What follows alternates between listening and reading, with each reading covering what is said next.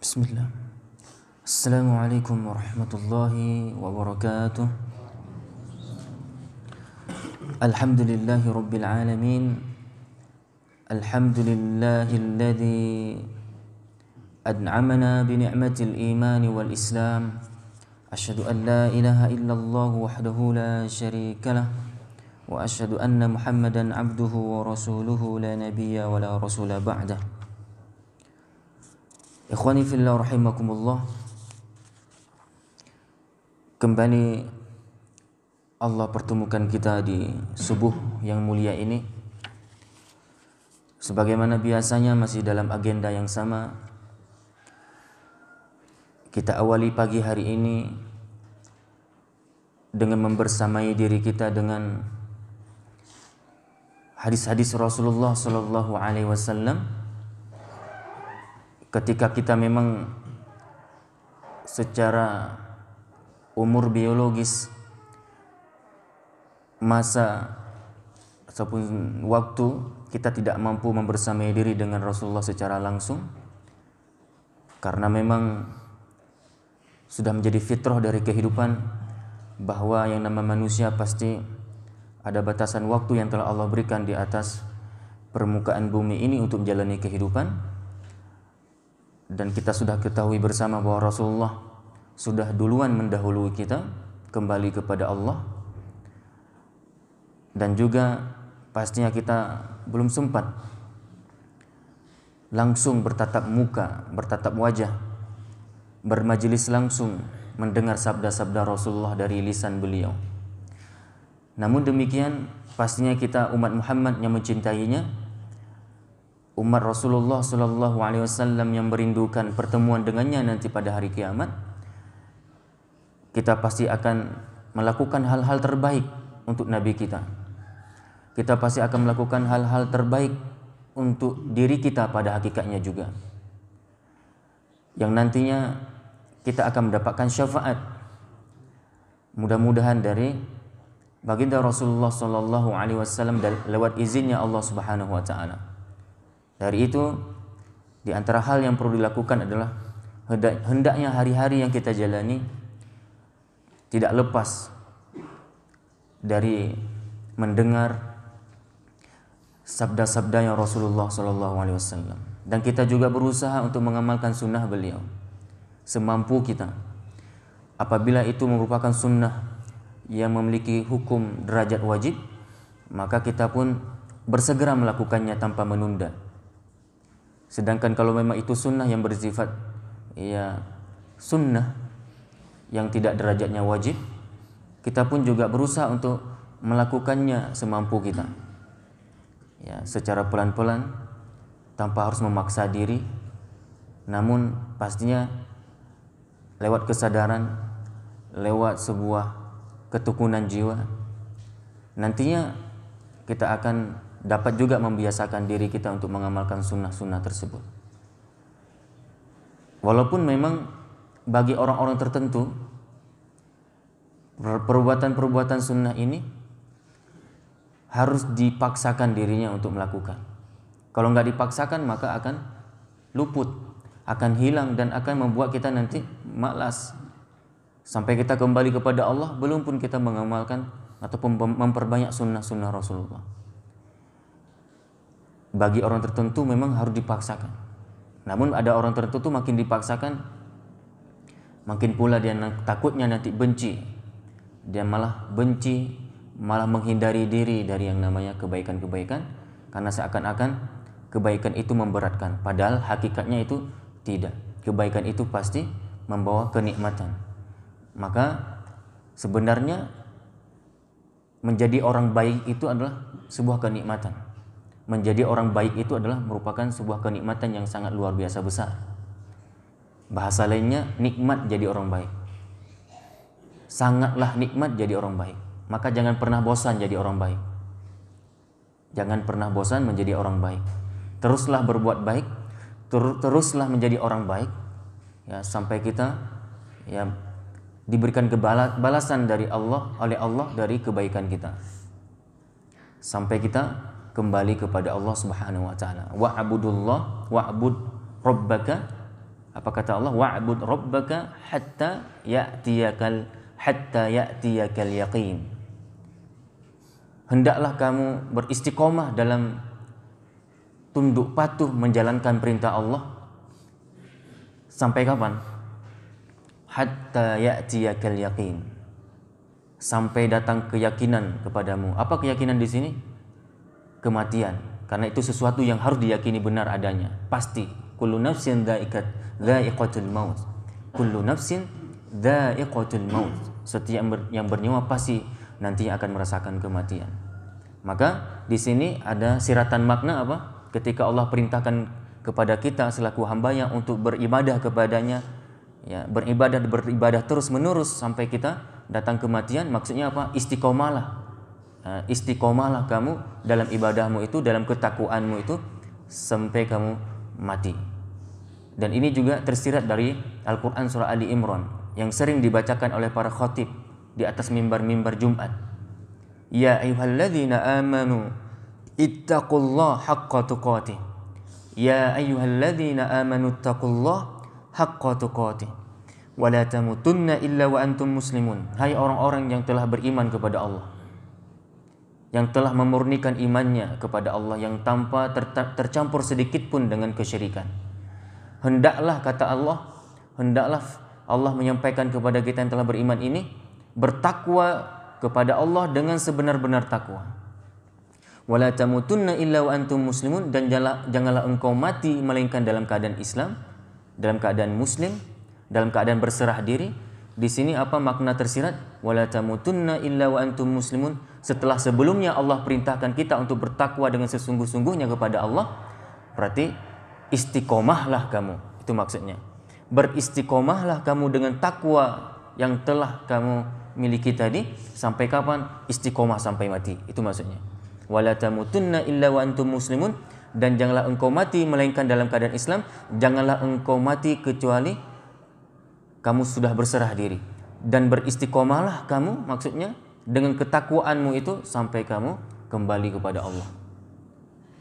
Oleh karena itu, perlu kita pahami bersama bahwa istiqomah ini sesuatu yang sangat mahal. Istiqomah ini merupakan sesuatu hal yang sangat berarti. Kenapa kita harus berdoa kepada Allah, ihdinas siratal mustaqim? Padahal jelas kita sudah dalam hidayah Allah. Bukankah kita sudah mendapatkan hidayah dari Allah? Kita sudah mendapatkan hidayatul irsyad, hidayatul bayan. Kita sudah mendapatkan petunjuk dari Allah melalui utusannya yang mulia, yaitu para rasul. Kemudian juga dilanjutkan bayan-bayan ini, irsyad ini oleh para ulama-ulama yang sudah sampai kepada kita sampai hari ini. Al-Quran sudah sempurna juga Allah turunkan, dan kita sudah membacanya. Kita sudah tahu halal dan haram. Bukankah ini kita sudah berada dalam hidayah? Iya, kaum muslimin dirahmati Allah, kita sedang berada dalam hidayah Allah. Nah, namun kenapa juga kita harus memohon kepada Allah hidayah? Sedangkan kita sudah mendapatkan hidayah itu. Setiap harinya kita memohon kepada Allah dalam solat kita, ihdinas siratal mustaqim. Ya Allah, tunjukkan kami jalan yang lurus. Berikan kami hidayah. Ihdina dari kalimat hidayah. Berikan kami petunjuk. Maksudnya apa? Berikan kami hidayah. Supaya kami senantiasa berada selalu dalam jalan yang lurus. Kenapa harus kita mohon setiap hari? Kita sedang berada dalam hidayah. Maknanya di sini para ulama mengatakan, ya Allah, berikan kami keistiqomahan dalam hidayah yang telah kami miliki, walaupun kami sudah mendapatkan hidayah itu. Maka kenapa kita selalu diperintahkan untuk membaca surah Al-Fatihah ini dalam solat kita? Kenapa kita juga di luar solat bahkan sangatlah dianjurkan untuk memperbanyak doa? Di antara doa-doa yang harus kita panjatkan kepada Allah adalah yang paling utamalah doa permohonan hidayah. Dan kalau kita cek doanya para nabi, lebih banyak permohonan masalah hidayah, masalah taubat, masalah istighfar, masalah keampunan yang lebih diperbanyak oleh para ulama, oleh para nabi tersebut dibandingkan dengan doa-doa yang lain. Padahal jelas nabi sendiri adalah orang yang sudah sempurna hidayahnya, yang telah Allah berikan kesempurnaan hidayah kepadanya. Dan bahkan kita selaku umatnya dituntut, dan ini merupakan sebuah kewajiban bagi kita untuk mengikuti petunjuk yang dibawa oleh Nabi. Dan Nabi merupakan teladan kita. Namun Namun demikian Nabi juga sangatlah sering memohon kepada Allah masalah hidayah. Kenapa bisa demikian? Para ulama menjelaskan karena memang hidayah itu butuh istiqomah. Hidayah itu butuh keistiqomahan. Ada kalanya manusia, na'udzubillah, memang ia sedang berada dalam hidayah. Nanti suatu saat pelan berlalu waktu, dicoba dengan cobaan-cobaan. Apakah itu cobaan yang bersifat duniawiyah, ataupun cobaan yang bersifat langsung, bahkan cobaan dalam urusan agama, diejek orang, dicaci maki orang, ya, dihina-hina kita ketika kita di atas kebenaran, dihalang-halangi kita dalam mempraktekkan kebenaran, diusir, bahkan diancam bunuh gara-gara kita memang melakukan sesuatu yang kontradiktif dengan kultural masyarakat yang ada, kontradiktif dengan amalan-amalan mayoritas manusia yang tidak bersumber dari Quran dan Sunnah misalnya. Itu memang sudah menjadi resiko bagi orang yang berada di atas kebenaran. Nah, nanti mereka akan teruji di situ. Apakah mereka tetap istiqomah sampai kembali kepada Allah, ataupun malah mereka mundur dari jalan hidayah tersebut. Dan ini ingat, kita belum berakhir. Perjuangan kita belum sampai ke titik finish. Masih berlanjut ini. Dari itu seharusnya lah memang kita harus memperbanyak doa kepada Allah Subhanahu wa taala supaya Allah berikan kepada kita ini keistiqomahan.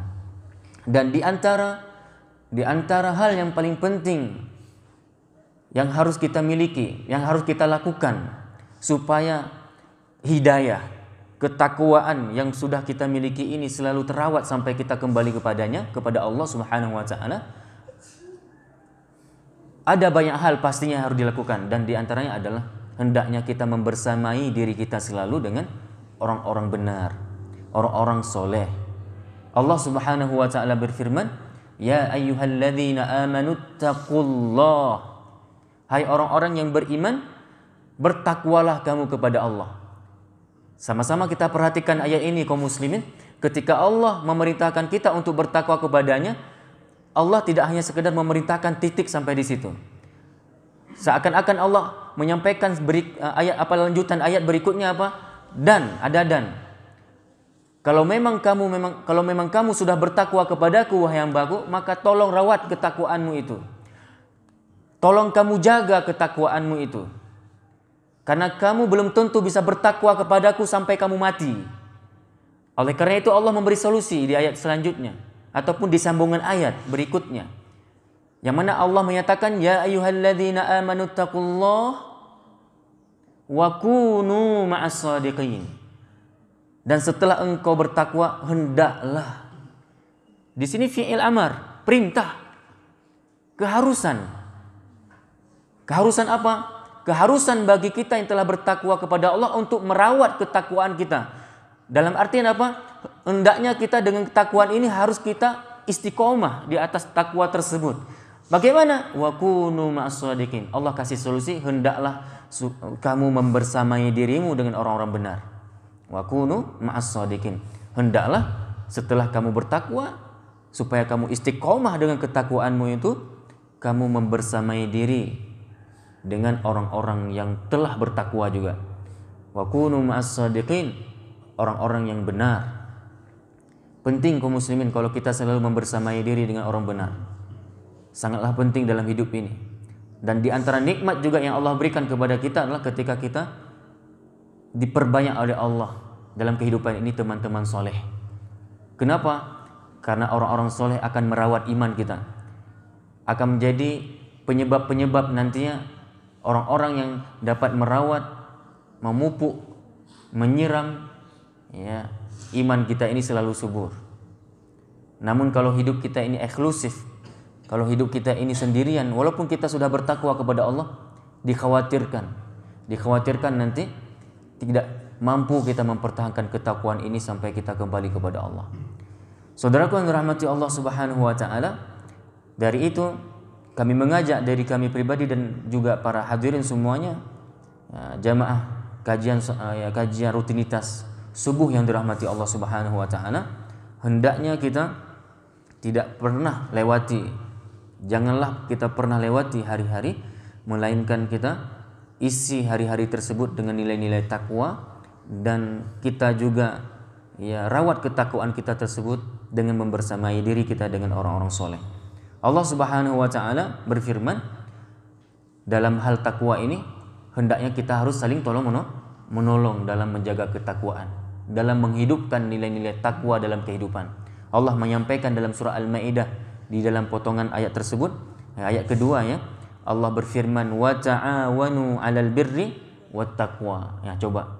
Di sini Allah perintahkan kepada kita, hendaklah kalian hai orang-orang yang beriman itu, hai orang-orang yang bertakwa, saling tolong menolong dalam berbuat baik. Saling tolong menolong dalam bertakwa. Takwa itu harus ada kerjasama. Untuk supaya kita bisa bertakwa, kita harus ada amal jama'i. Harus ada yang namanya komunitas yang solid. Itu. Kalau kita tidak membersamai diri dengan komunitas yang solid, solid di sini apa? Solid imannya, solid kesolehannya, solid ketakwaannya, maka ketakwaan itu akan hilang. Dari itu Allah perintahkan untuk saling tolong menolong supaya kita bisa merawat ketakwaan ini. Wa ta'awanu 'alal birri wat taqwa. Saling tolong menolonglah kamu dalam mengerjakan kebajikan dan dalam takwa.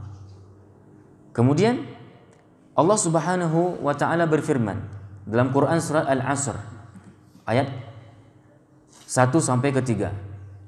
Dan pastinya kita semua sudah hafal. Surat yang mana Imam Syafi'i rahimahullah pernah menyampaikan sesuatu tentang ayat ini. Kalau sekiranya Allah cuma menurunkan untuk manusia satu surat ini saja, maka sudah mencukupi mereka. Pastinya Imam Syafi'i ketika menyampaikan seperti itu, ada sesuatu yang tersirat, ada keagungan yang tersimpan di dalam surat ini, ada makna yang sangat dalam yang terdapat dalam surat ini, yang sehingga Imam Syafi'i harus berkata seperti itu. Kalau sekiranya, ya, seandainya Allah cuma menurunkan kepada umat manusia satu surat ini saja, maka sudah cukup bagi mereka. Yang pastinya kita juga harus memahami, mendalami apa yang terkandung dari surat tersebut, yang sehingga Imam Syafi'i harus berkata seperti itu. Saudaraku yang dirahmati Allah Subhanahu wa taala, Allah Subhanahu wa taala berfirman, wal asr, demi waktu, demi masa, ya. Sesungguhnya innal insana lafi khusr. Sesungguhnya manusia itu kebanyakan manusia berada dalam kerugian. Innal insana, di sini taukid, kalimat tegas dari Allah, ya, untuk meyakinkan kita bahwa memang manusia itu kebanyakannya itu berada dalam kerugian. Illa di sini berarti al-istitsna. Para ulama ketika menjelaskan ayat ini, ketika Allah bahasakan innal insana lafi khusr, sesungguhnya manusia itu benar-benar kebanyakannya. Dari mana kita bisa tahu ada kalimat banyak manusia yang merugi? Dalam kaidah bahasa Arab, ketika ada kalimat al-istitsna berikutnya itu berarti kalimat sebelumnya menandakan banyak. Pengecualian pasti menandakan sedikit. Contoh misalnya yang hadir hari ini, misal ini, yang sholat di masjid ini hari ini adalah anak-anak muda, kecuali, nah apa yang kita bisa bayangkan dari kalimat ini? Yang hadir ke masjid subuh hari ini adalah anak-anak muda, kecuali, berarti kebanyakannya adalah anak muda, kecuali sedikit dari anak muda itu, yaitu dari kalangan orang tua yang datang ke masjid. Itu fungsi al-istitsna, pengecualian. Kalimat pengecualian pasti setelahnya itu mengandung kalimat sedikit, dan kalimat sebelumnya berarti mengandung banyak. Nah, coba kita perhatikan, innal insana lafi khusr. Sesungguhnya manusia itu benar-benar berada dalam kerugian. Maksudnya apa? Manusia secara mayoritas, secara umum, kebanyakan mereka benar-benar berada dalam kerugian. Kecuali apa? Sedikit dari manusia yang merugi tadi, maksudnya sedikit dari manusia yang merugi tadi yang tidak merugi, yang mendapatkan keberuntungan. Siapa mereka? Alladzina amanu. Kecuali alladzina amanu. kecuali mereka-mereka orang yang beriman, yang tauhidnya benar, yang akidahnya sahihah. Oke. Wa amilus solihat, yang mereka itu beramal soleh. Siapa yang beramal soleh? Para ulama ketika menafsirkan ayat ini dan ayat-ayat yang lain, ketika kita dapati ada kalimat wa amilus solihat, maka tidak ada tafsiran yang lain kecuali apa? Tidaklah dikatakan amal itu amal soleh kecuali amal yang sesuai dengan Quran dan Sunnah, ataupun amal yang sesuai dengan apa yang telah diajarkan oleh baginda Rasulullah Shallallahu Alaihi Wasallam. Walaupun banyak orang tidak lagi mengamalkannya, walaupun satu orang kita cuma yang mengamalkannya, tetap itu adalah orang soleh yang telah beramal soleh. Namun kalau ada orang mengamalkan sesuatu yang mana amal itu sudah diamalkan oleh mayoritas manusia, oleh kebanyakan manusia, namun amal itu tidak sesuai dengan Quran dan Sunnah, walaupun manusia sudah banyak mengamalkannya itu, tapi tidak ada kebenaran dari Quran dan Sunnah amal tersebut, itu tetap dianggap tidak amal soleh. Jadi amal soleh itu bukan dilihat dari karena udah banyak orang mengamalkan baru sudah soleh amal itu, enggak, belum tentu kaum muslimin. Bahkan yang lebih parahnya apa? Ada teori Darwin. Apa yang mereka katakan? Kebenaran adalah kejahatan yang dibiasakan. Kebenaran adalah keburukan yang dibiasakan. Jadi biar benar keburukan itu, biasakan aja untuk melakukan keburukan itu. Suburkan keburukan di mana-mana, insya Allah akan jadi benar. Ya, ini teori orang kafir. Kebenaran adalah kejahatan yang dibiasakan. Coba misalnya ini di sebuah kampung, 90% wanita di kampung itu keluar rumah tanpa menutup aurat. 10% cuma yang menutup aurat. Kira-kira yang menutup aurat itu nyaman gak jadinya? Nyaman gak dia ini keluar rumah tanpa menutup aurat? Nyaman gak? Ya? Nyaman, karena sudah 90% orang udah gak pakai jilbab. Sudah nyaman pasti, karena udah kebanyakan orang udah kayak gitu. Bahkan yang tidak nyaman siapa? Yang minority tadi. Yang sedikit tadi.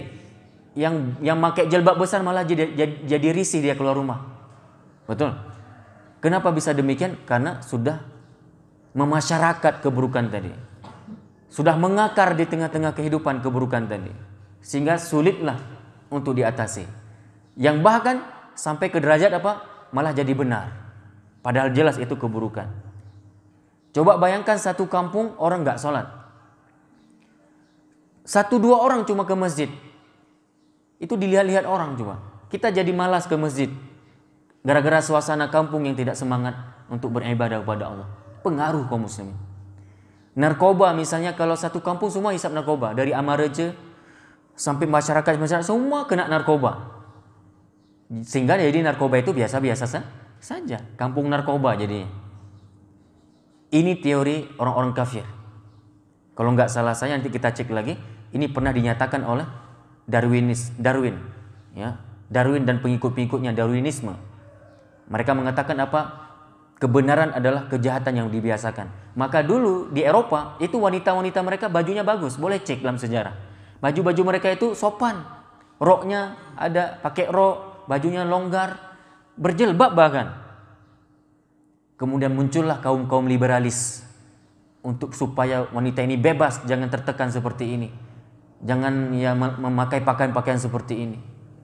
Jadi ada gerakan hurriyah namanya, liberalisme. Manusia ini harus bebas, merdeka.